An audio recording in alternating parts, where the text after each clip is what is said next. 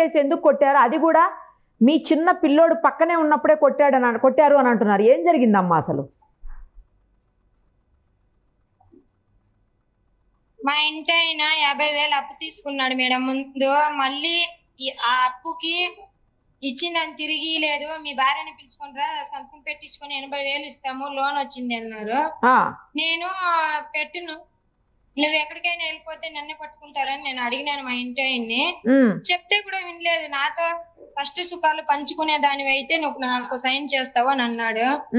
Sign చేసి తీసుకున్నాయి. ఇలా అవుతుందని నాకు తెలియదు, న్యూసెన్స్ జరుగుతుందని నాకు తెలియదు. ఆ 80,000 కోసం నేను తీసుకుంది